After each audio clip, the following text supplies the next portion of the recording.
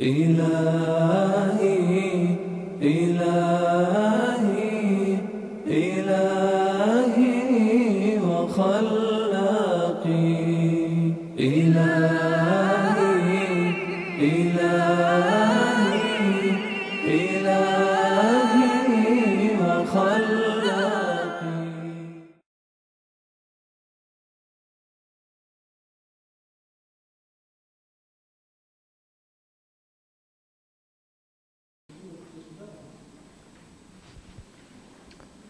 إن الحمد لله نحمده ونستعينه ونستغفره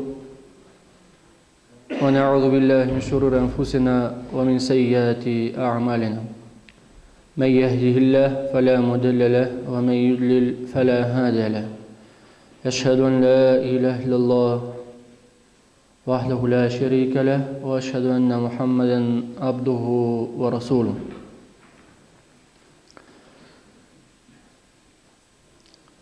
Казва Аллах Табарaka ва Та'аля: بعد أعوذ بالله من الشيطان الرجيم يا أيها المدثر قم فأنذر.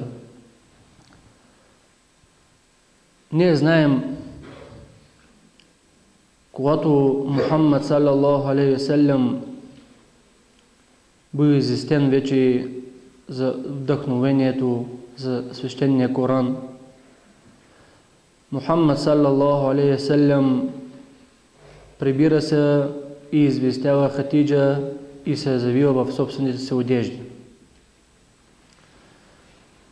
Обаче първият, който Аллах Табарaka ва Та'аля не известява, това е Икра бисми раббика аллази халак. Тук думичката Икра е в заповедна форма. Това означава чети с името на твоя Господар. След това, уважаеми брати и мюсюлмани, Аллах Табарaka ва Та'аля ни спасява следващите аети. Тези аети, които преди малко ги споменахме в сурато Муддатсир. Тези аети Аллах Табарaka ва Та'аля не известява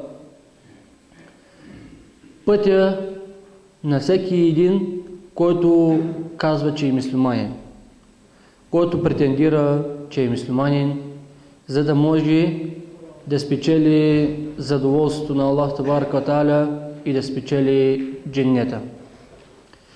Тези аети, които ги прочетохме, Аллах Табарaka ва Та'аля,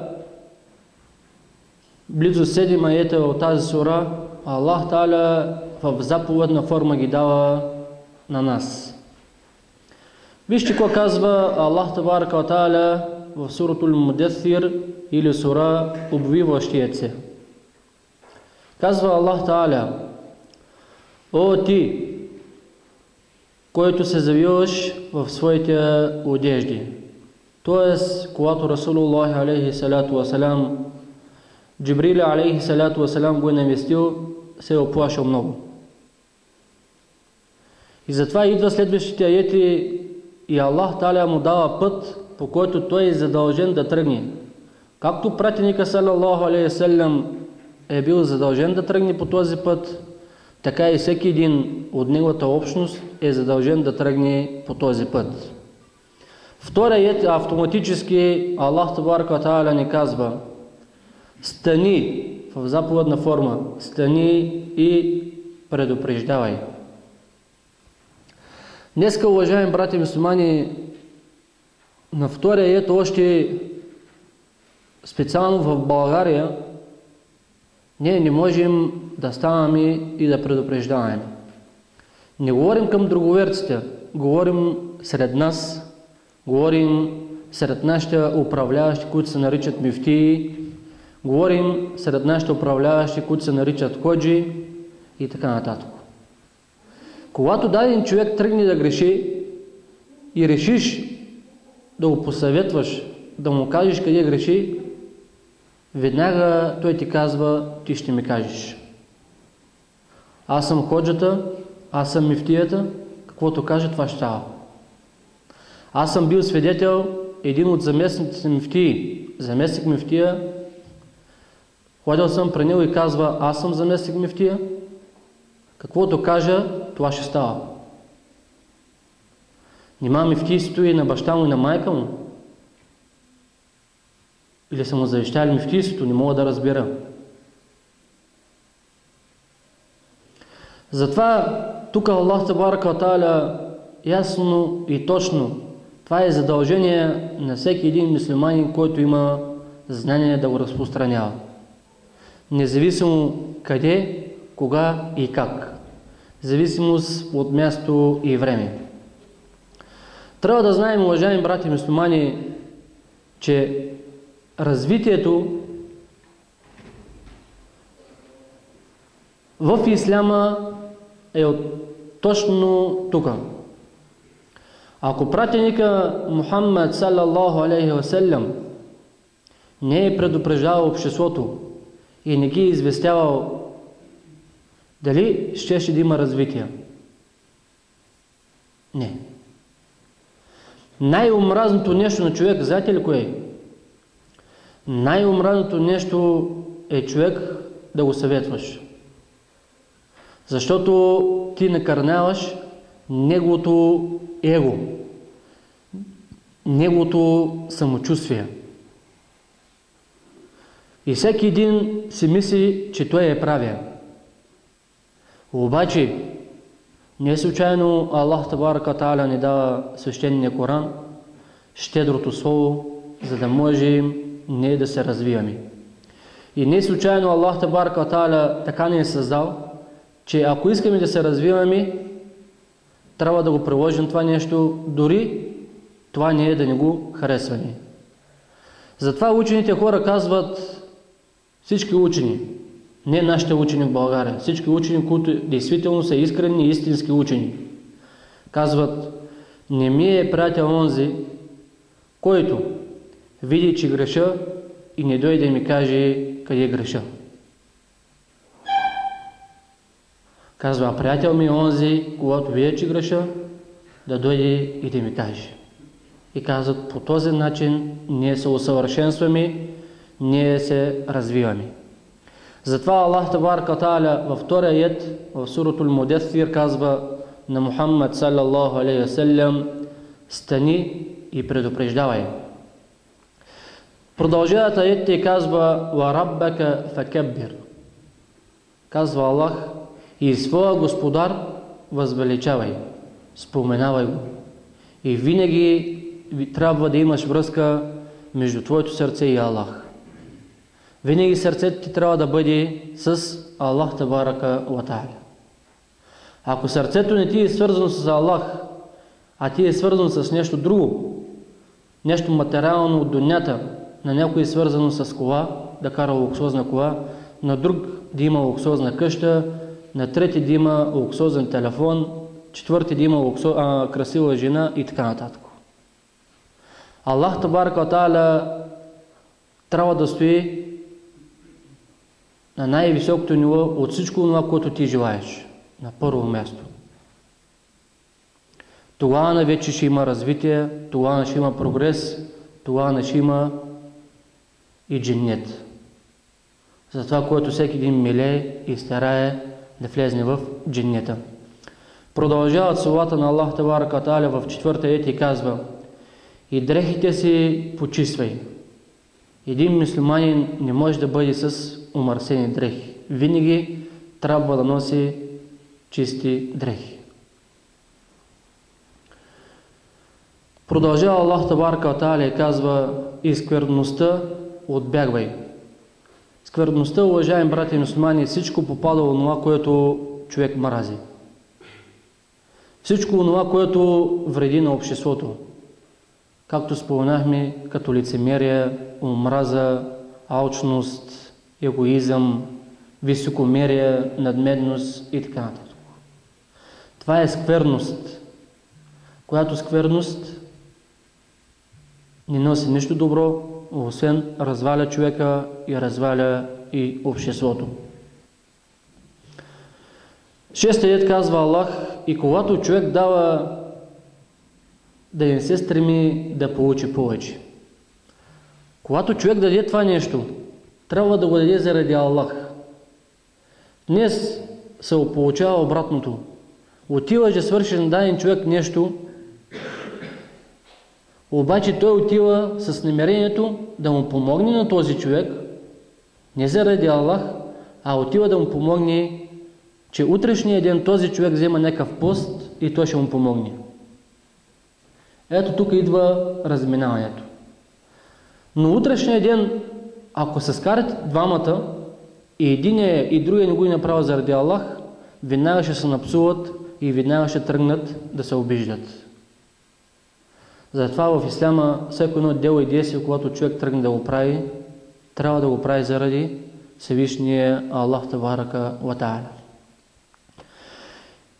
Седма аят казва Аллах Табарака ва Та'аля: и в името на своя Господар бъди търпелив. Днес сред мюсюлманите това качество рядко се среща. Търпението. Всеки избухва, всеки иска автоматически да му се даде това нещо. Но тук Аллах Табарака ва Та'аля не известява, че най-важното, че качеството, ако го притежаваш това качество, ще бъдеш от печелившите. И в друга аят Аллах Табарака ва Та'аля не известява, че Аллах е с търпеливите. Затова, уважаеми братя и мюсюлмани, това качество ние трябва да търсим начин да го приложим в нас, за да може да стигнем една по-далечна цел, а тази цел се нарича дженнет. Връщаме се към втория аят, уважаеми братя и мюсюлмани, както Аллах Табарака ва Та'аля известил: кум фе'анвир. Стани и предупреждавай. Това е заповедна форма, уважаеми братя и мюсюлмани, която всеки един трябва да я прави. Независимо дали ще бъде със себе си, независимо дали ще бъде в семейството си, независимо дали ще бъде сред близките си. Защото единствено пътя, по който трябва да завървим, е този. Независимо, че това дело, което ние го вършим, нашите близки не го харесват, но пътя и посоката е това. Никой не иска някой да му казва какво да прави. Както пред нас има една поговорка, казват: ако даден човек искаш да го държиш като приятел и по-голямо от тебе, казват: кажи му, че яго, да му и драго. Никой не иска да го порицава. Всеки иска да му правят комплименти. Всеки иска да се чувства комфортно. И когато ти го порицаеш, когато ти му кажеш коя е истината, че той е в заблудата, тогава вече започват нещата да се изострят между човека и отсрещния човек. Но ако това нещо не се приложи, уважаеми брати и мюсюлмани, ние ще бъдем от губещите. Както знаем, когато Расулуллах алейхи салату васалам изпраща Муаз ибн Джебел в Йемен, какво го известява? Отива и му казва какво трябва да прави. Да известява обществото и да предупреждава обществото. И му казва: и внимавай, там има хора, които са от Ехли Китаб, християни и евреи. Каза: и внимавай, сред тях има и богати хора, това богатство да не те отклони от правия път. Всичко, уважаеми братя и мюсюлмани, се гради на критиката. Както Аллах Табарака ва Та'аля известява пратеника Мухаммад саллаллаху алейхи ва саллям, когато искал неговия чичо, неговия миджо да приеме исляма. Устоява това нещо. И в този момент Аллах Табарака ва Та'аля ни спасава аят, и който му казва: о ти Мухаммад, ти само си явен известител и предупредител. От нас се изисква това нещо да го направим. Ние хората не може да ги вкараме в исляма. Аллах Табарака ва Та'аля отваря гърдите на когото пожелае. Но въпреки това нещо, това е задължение за всеки един.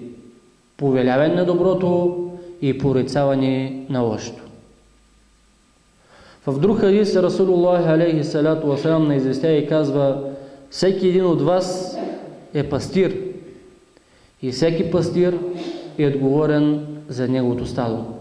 И казва: и мъжа е отговорен за неговото семейство. Днес ние виждаме колко ходжи, които ни хаят. Застанало е в населеното място да бъде ходжа, но ако погледнем реално, едно време много ние се базикахме, когато шегувахме се много, казвахме, че ходжите станаха погребално бюро. Само когато има погребение, отива. Не го интересува да излезе сред обществото и да каже две думи.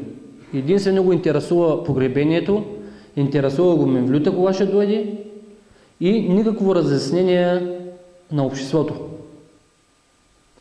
Тогава на този ходжа може да осмисли каква тежест носи или каква отговорност той да бъде ходжа на едно населено място. А да не говорим и за мифтията, който е отговорен за една цяла област, и за главния мифтия, който е отговорен за една цяла държава на мюсюлманите. Ако всички ходжи тръгнат да изпълнят тази заповед, а това е задължение за тях, както и задължен да хвана 5-кратен намаз, както и задължен да говее месец Рамазан, така е задължен да търси начини да приканва обществото към исляма. Това е фарс, уважаеми брати мюсюлмани. Затова критиката тая се разделя на две части. Самокритика и взаимна критика. Самокритика всеки един може да прави. Мръдните напред, от което дойде, застава се на вратата. Дайте напред, тук отпред няма нещо, нищо не хапи, не виждам нещо да хапи.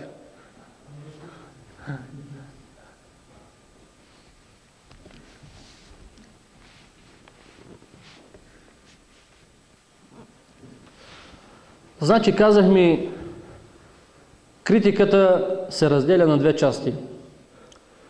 Първата част е самокритика и втората част това е взаимната критика.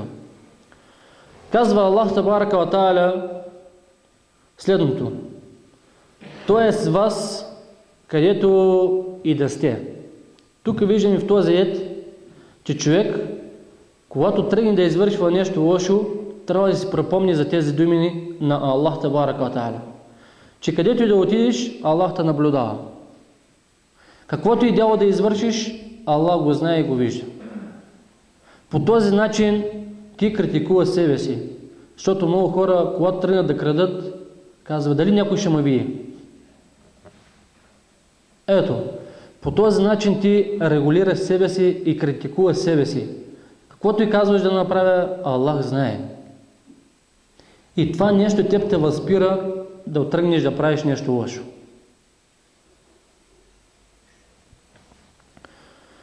В друга ед казва Аллах Табарака ва Та'аля: страхувайте се от Аллах, където и да сте.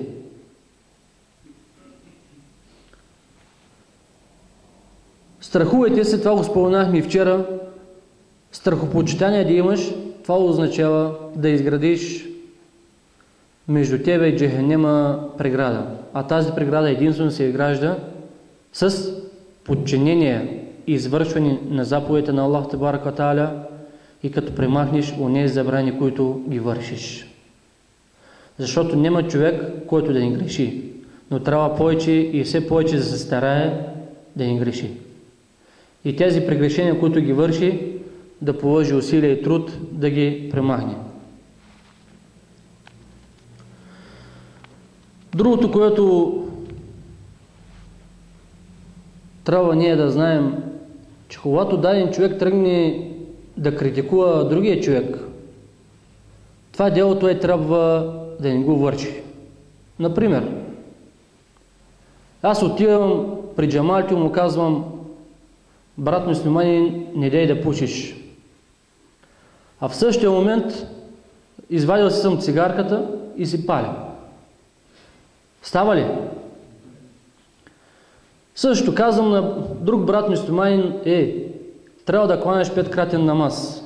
Ма аз, ходжата се вика хайя аля саля, идва на намаз хайя аля фалах, и аз оставам на улицата. Тук има едно разминаване. Значи, когато тръгнеш да критикуваш нещо, значи ти трябва да не го вършиш. Или и обратно.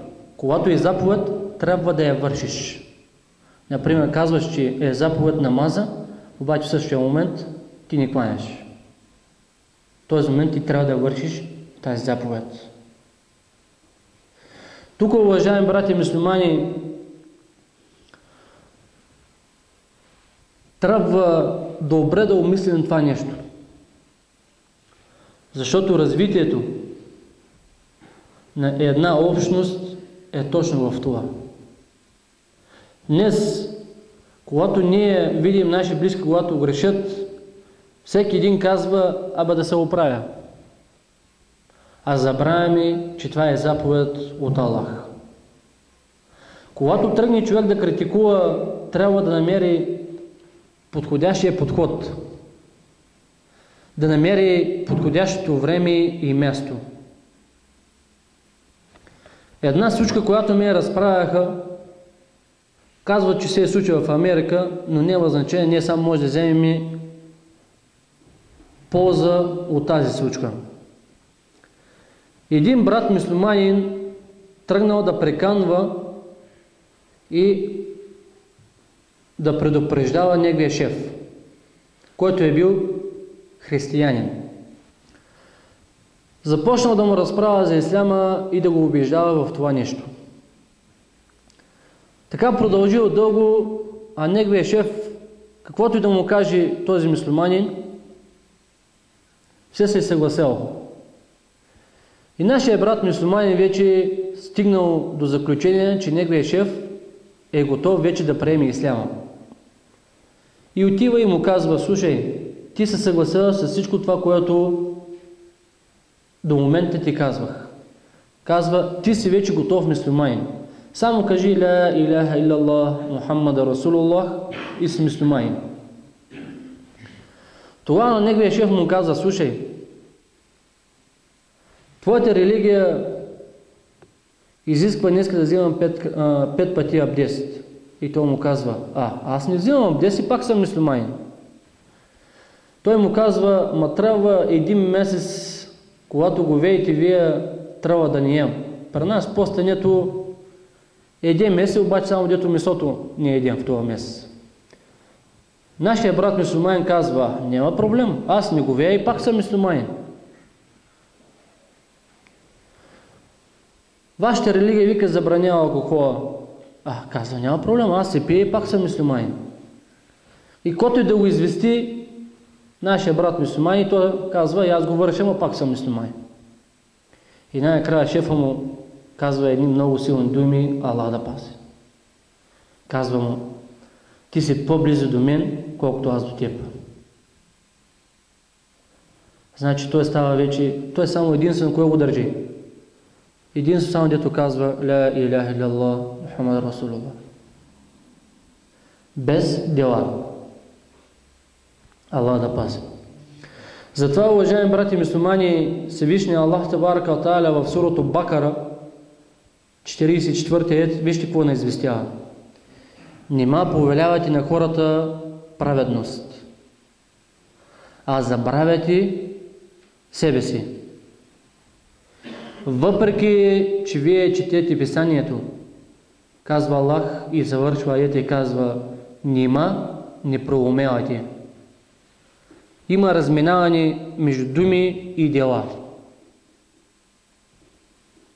Когато човек тръгне да го прави нещо, трябва да види, че той действително отговаря на това нещо, за да прикани и другия да дойде тук. Вижте, Аллах Табарaka ва Та'аля ясно, точно не известява. Повелявате и праведност, а забравяте самите вас. Хубаво е да кланяш сабах, ама аз не кланям. Хубаво е да дава садака, ама аз съм егоист, на мен не ми се дава садака. Ето тук има разминаване между думи и дела. В друга аят, в Суратул Кияме, втория аят казва Аллах Тебарaka ва Та'аля и кълня се в много укоряващата се душа.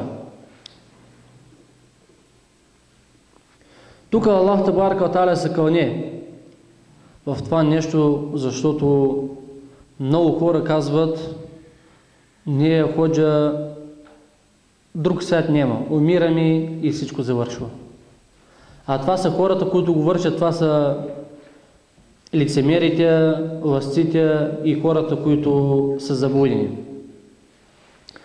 Затова Аллах Тебарaka ва Та'аля не известява в този аят, че колкото и да не ни се иска, срещата с Аллах е неизбежна. В този аят Аллах Тебарaka ва Та'аля не известява, че колкото и да ни се иска, Аллах Та'аля ще ни разглежда делата. И след като знаем, че повеляване на доброто и порицаване на лошото е фарс за всеки един мюсюлманин, който претендира, че е мюсюлманин, трябва да знае, че заради това нещо Аллах Та'аля ще го съди на следния ден. Много хора го разбират това, но за съжаление само мифтии и ходжи не го разбират.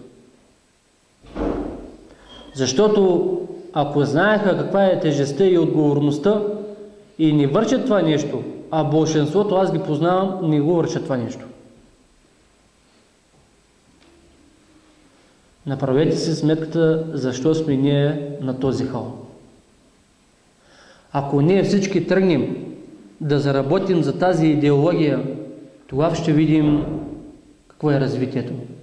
Днес познавам мюсюлмани, казва ходжа, страх ме е да критикувам нашия ходжа и то много греши. Казвам, субханаллах. До какво ниво стигнахме мюсюлманите? Знаете ли защо не може да критикуваме? Защото вярата ни е слаба. Защото не сме искрени и истински мюсюлмани. Ходжите се превърнаха вече в някаква система, която не мога да си го обясня. Защо? Аз каквото кажа, това ще става. Чакай, на тебе няма ли Аллах? Аллах повелява и Аллах забранява. Кой си ти? Ти си посредник. Но проблема е, че ние нямаме тази сила вече. Ако им да критикуваме ходжата, ако се умеем да критикуваме ходжата, утрешния ден ще критикуваме и кмета. Ако се умеем да критикуваме ходжата, утрешния ден ще критикуваме всеки един, който угнетява обществото. Но когато това нещо не се умеем да го приложим в нашето ежедневие, ние ще бъдем потърпевши от всяка една страна. Затова, уважаеми брати мюсюлмани, когато човек в този аят Аллах Та'аля не известява, че всеки един ще носи отговорност, специално, че това е фарс и всеки трябва да повелява доброто и да порицава лошото. А не както онзи, който споменах преди малко, аз каквото кажа, това ще става. Самозабравили са и си мислят, че вече са над Аллах. Аллах да пази. Да видим, уважаеми брати мюсюлмани, Омар ради Аллаху Та'аля анху как е правил критика на себе си. Погледнете какво казва Омар ради Аллаху Та'аля анху.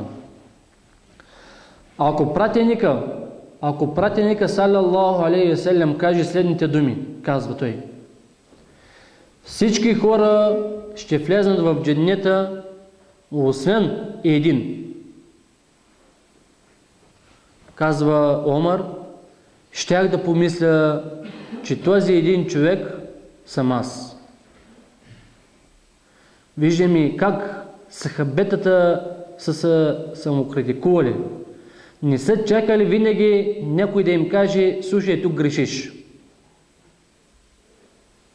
Значи човек трябва да търси собствените си недостатъци, собствените си кютови, които ние ги наричаме кют, за да може той да се пребори с тях. И съответно, и когато вече и между групата или джамата и видят, че даден човек греши, трябва по най-подходящия начин да му се направи забележка, да може да приеме. Защото, както и вчера споменахме, човек има антивирусна. Винаги, когато тръгне някой да го критикува, той търси начин да се отбрани. Но тук това е въпроса. Когато видиш, че човек от срещата, който идва да ти направи едно добро дело, ти тази антивирусна трябва да я премахнеш и да приемеш това нещо. Но когато ти търсиш да го злепоставиш, да му отвърнеш на това нещо, то няма как да има развитие. И когато е дошъл да направи това добро дело, кажи му: Аллах да е доволен от тебе. А днес, когато направиш на даден човек забележка, че греши някъде, първият път те взема малко на майтап, на шега. Ако втория път му го кажеш, започва вече да те ненавижда. И ако още един път му го кажеш, започва вече да те мрази. Това ли е исляма? Това ли научи исляма? И днес ние сме 21 век. Казват, стигнахме супер развитие. Кое е развитието? Не мога да разбера. Има единствено само в едно нещо развитие. Знаете ли кое е това? В технологията. Къде са човешките ценности? Къде е морала? Къде е възпитанието? Технологията с нея и без нея няма проблем. Но човешките ценности, виждаме за какво става въпрос. Майката казва на дъщерята: не дей да се обличаш така. Предупреждава я. Дъщерята автоматически: не разбрах кой си ти. Ти ли ще ми кажеш? Бащата към сина.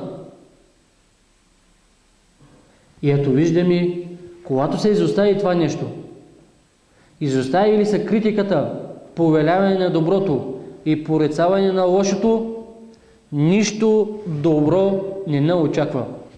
И това, което нас заобикаля днес, е причината, че не се повелява доброто и не се порицава лошото.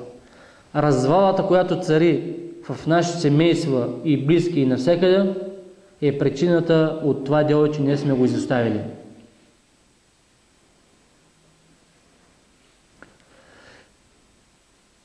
Днес, когато се обърнеш, виждаме навсякъде раздор. Защо? Защото този раздор ние сме положили неща, които са стигнали до това нещо. Като егоизъм, като алчност, като завист.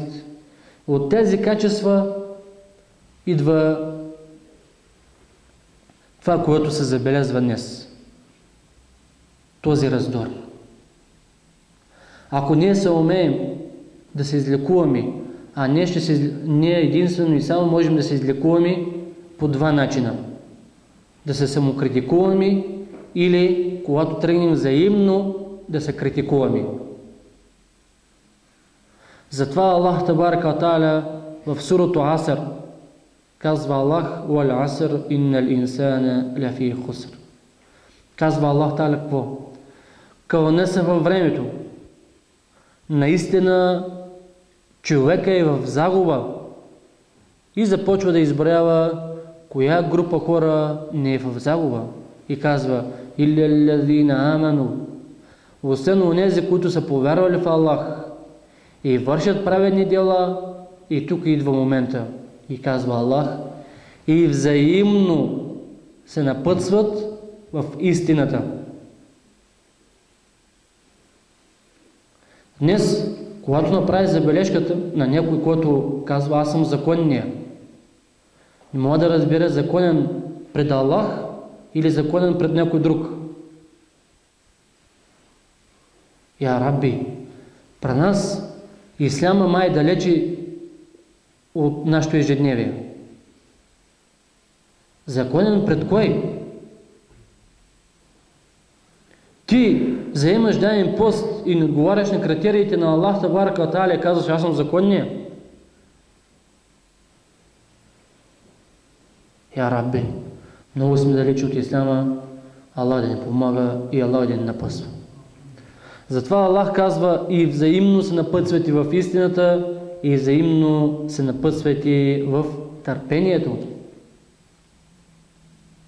Тук виждаме по два начина ние можем да се възвърнем и това общество да го изградим пак наново, защото в момента обществото вече е пропаднало. Никакви морални ценности. А това е принцип, който Аллах Табарак ва Та'аля го е заложил. Ако човек, ако обществото се отдели от исляма и казва Аллах, нима мислите, че ще правите друго, освен да сеете развала и раздор по земята. Няма ислям, има развала. Няма ислям, има раздор.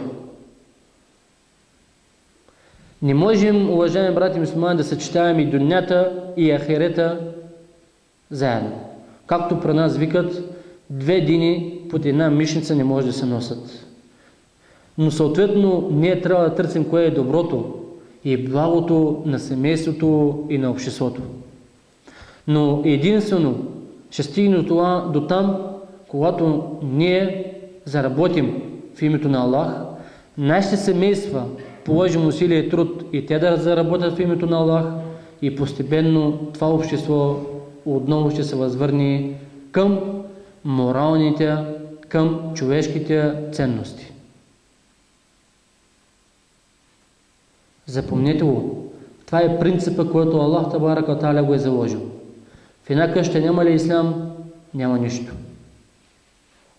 И не случайно Расулуллах алейхи салату вассалам не известява, че в една къща, в която къща не се кланя намаз, вижте, в една къща, в която къща не се кланя намаз, казва, тази къща е като гроб. В една къща няма ли ислам, просто няма нищо. Продължаваме с думите на Омар ради Аллаху Та'аля анху. Вижте какво казва. Този един щях да помисля, че съм аз. Защо казва така? Това нещо него го стимулира все повече и повече да върши добри дела. Въпреки, уважаеми брати мюсюлмани, че Омар е известен, че има дворец в средата на дженнета, Расулуллах алейхи салату вассалам го известява. И виждаме как са постъпвали с самите тях. Днес, ако погледнеш чехладжата е по-надолу от тебе, казваш, аз съм стигнал, съм по-нагоре от него вече, не ми трябва да се развивам. Тук ние трябва да вземем поуки от сахабетата, които са живеели заедно с пратеника Мухаммад саллаллаху алейхи ва саллям. Другите думи, които Омар ради Аллаху Та'аля анху казва. Вижте. Направете си равносметката преди да ви я направят. Претеглете си делата преди да ви ги претеглят. Няма човек, който да седне със себе си, да изкара химикален лист и да си направи един тест. Не е задължително някой да му ги прави. Не е задължително някой да му го прави. Има в исляма 11 основи. Да направи първо теста за себе си. В исляма има 11 основи. 5 основи на исляма, 6 основи на вярата. И започва. Да кажем Ла илаха илlallah Мухаммад Расулуллах, всеки един го казва. След това кланяне на намаз, 5-кратния намаз, даването на закят, ако имаш финансова възможност, говеене в месец Рамазан и да отидеш на хадж, ако имаш пак възможност. Ако отговориш другите 6 основи, само трябва да кажеш повярвах. Повярвах в Аллах, Неговия пратеник, в книгите, в седния ден, доброто и лошото и в съдбата. Ако ти отговориш на тези всички, значи отговаряш на тези 11 основи, тръгни с жена ти. Да видим та дали отговаря на тези основи. След това с децата си, дали те отговарят на тези основи. По този начин човек си прави равносметка на него и на семейството си. И ако някъде нещо не се изпълнява, вече търсиш начин, постоянно убеждаваш, постоянно търсиш по различни пътища, този човек трябва да го убедиш, че действително, ако не кланя намаз, ако не говее месец Рамазан, той ще отиде в Джехенням. Вика един брат мюсюлманин на неговата жена, се спомня в момента, вика, жена му кланя, обаче в момента не носи забрадка. Казва, ако искаш, ще те закарам в Истанбул. Ще ти купя 10 най-различни дрехи да носиш. Рокли и други. Само и само да изпълниш една заповед от заповедите на Аллах. И жената вика, аба мъжо, вика, не разбрали, вика, че не искам. И той вика, жена, значи ти не ме обичаш достатъчно. И жената го гледа. Казва, защо? Ми казва, ти не искаш да бъдем заедно в дженнета.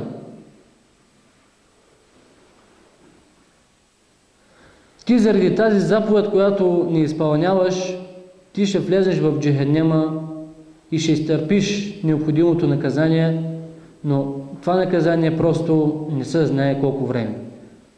Вижте един мъж как търси начин да влезне заедно с жена си в дженнета.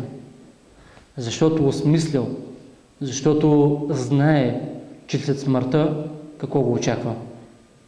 И ако той не е в правия път, няма влезе в дженнета. Ако жена му не е в правия път, и та няма влезе в дженнета. Жените на Нух, алейхи салату вассалям, жената на Лут, жени на пейгамбери, които не са се подчинили на Аллах и Аллах Таала не известява в Корана, къде отиват? Отиват за вечно в Джехеннема.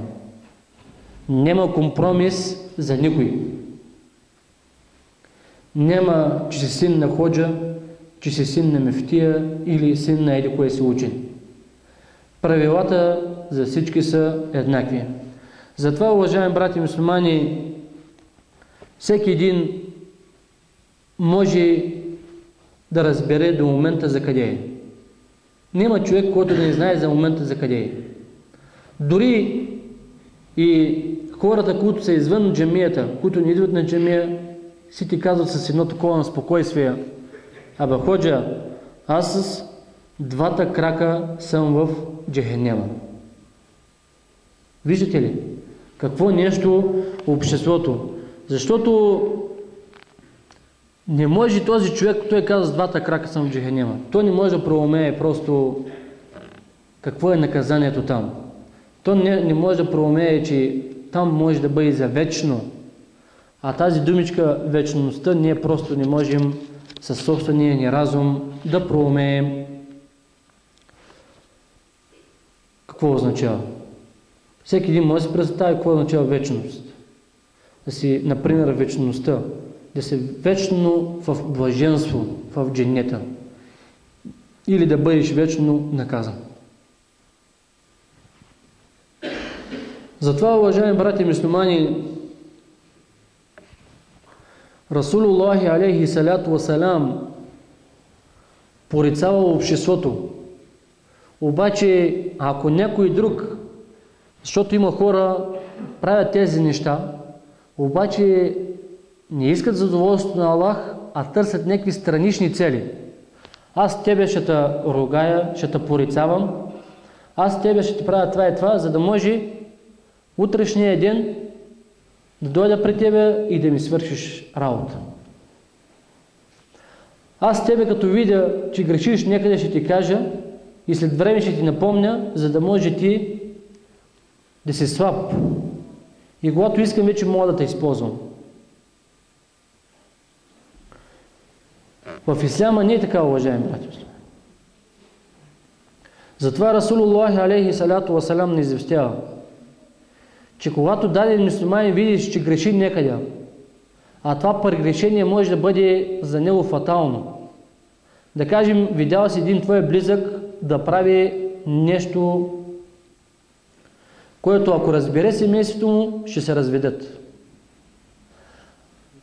Ти трябва да го порицаеш, да кажеш, слушай, това дело, което го вършиш, заради това дело се убива и заради това дело ще влезеш в джехенема. Говорим за прелюбодеянието. Но в същия момент ти можеш да използваш това негово дело, че ти в утрешния ден вече можеш да го манипулираш и може да искаш от него някакви други неща. Не. Ти го направи заради Аллах. Защо? Защото Расулуллах алейхи салату васалам казва, който прикрие едно дело на своя брат мюсюлманин, едно лошо дело, казва Расулуллах, а Аллах Та'аля на съдния ден ще прикрие едно негово лошо дело. Виждате ли? Няма при Аллах Та'аля да извършиш едно добро дело и Аллах Та'аля да не ти се отплати в пъти повече. Затова Расулуллах алейхи салату васалам постигнал за едно кратко време това постижение. Първо, с помощта на Аллах, и второ, никога не е преследвал личните интереси. Днес много хора управляващи се месят в религията. Било то кмет, било то депутат и така нататък. Ходжата прилага един стандарт или един начин на ислям за общата маса, а когато стане въпрос за кмета и за депутата, там вече не прилага друг стандарт. Прилага двойни стандарти. Нима в ислям има двойни стандарти. Хората им казват да не пият алкохол. Виждат депутати, които са мюсюлмани, там стои мирничко и кротко стои на масата. И когато забележи други неща, седи си кротко. Ето виждаме на какъв хал са днес мюсюлманите. Случка, която всеки един от нас, която се случва по времето на Расулуллахи алейхи салату васалам. Случка, която е известна и много се е говорило за нея. Една жена от Бени Мехзумия взимала роклите на заем и не ги е връщала по времето на Расулуллахи алейхи салату васалам. Хората, които са били потърпевши, известяват пратеника салаллаху алейхи васалам и казват, и Расулуллах казва, отрежете и ръката. Когато разбират нейното племе, че трябва да се изпълни тази присъда, търсят човек, който да се застъпи за тази жена. И казват, единствено може да се застъпи Усама ибн Зейд. Казват, той е най-приближение на пратеника Мухаммад саллаллаху алейхи васалям. Виждаме, че човека и по времето на Расулуллах, и преди Расулуллах, и днес, по принцип, човека си е един и същ. Няма промяна. Винаги, когато той е виновен, както и снощи се спомена, или с рушвет, или с застъпничество, просто трябва човека да излезне чист. Въпреки, че е извършил нещо голямо престъпление спрямо хората. Казват на Усама ибн Зейд каква е случката и да отиде при пратеника саллаллаху алейхи васалям и да се застъпи за тази жена, че вече няма да краде и да не се отрязва ръката. И Усама ибн Зейд отива при пратеника салаллаху алейхи ва саллям и търси начин да се застъпи за тази жена. Расулуллахи алейхи салату ва салам нищо не му каза. Обаче събрал хората и ми изнел проповед.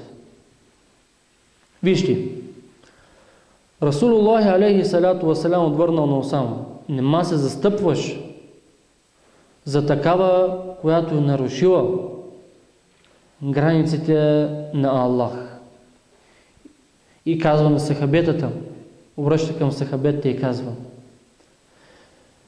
хората преди вас, когато някой висшо стоящ открадни, го оставяха.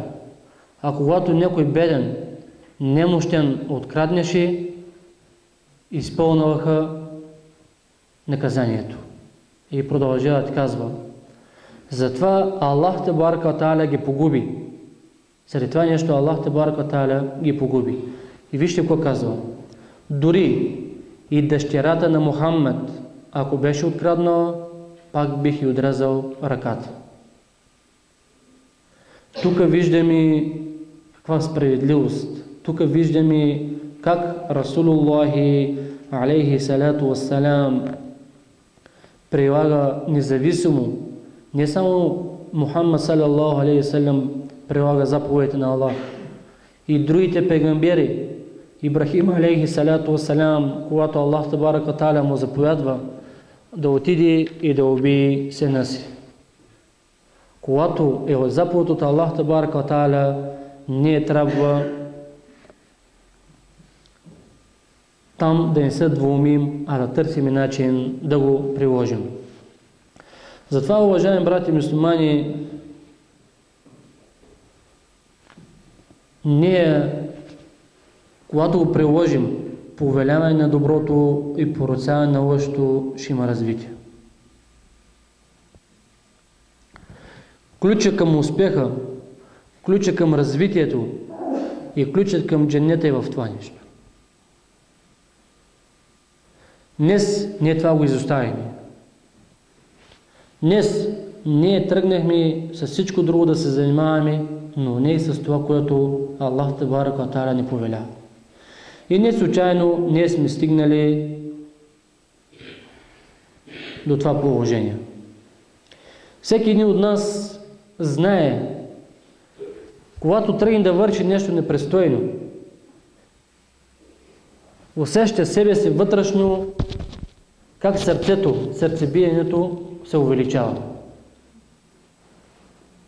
Значи, човек може да се самокритикува по какъв начин? Може да се самокритикува по начин, това, което мрази за себе си, трябва да го мрази и за останалите. А не това, което мрази за себе си, искаш да го наложиш на другия до тебе. И по този начин, уважаеми брати и мюсюлмани, ние ще тръгнем в една нова посока и в едно развитие.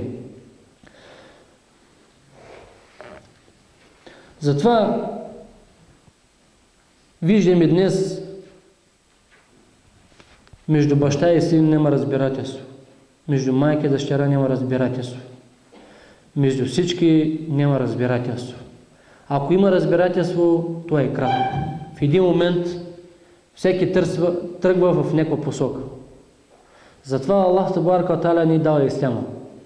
Затова Аллах тебарaka ва та'аля ни дава повеляване на доброто и порицаване на лошото. Защо? За да може едно семейство да има една обща идеология. Когато има една обща идеология, това има и развитие. Общата идеология, това е исляма, уважаеми брати и мюсюлмани.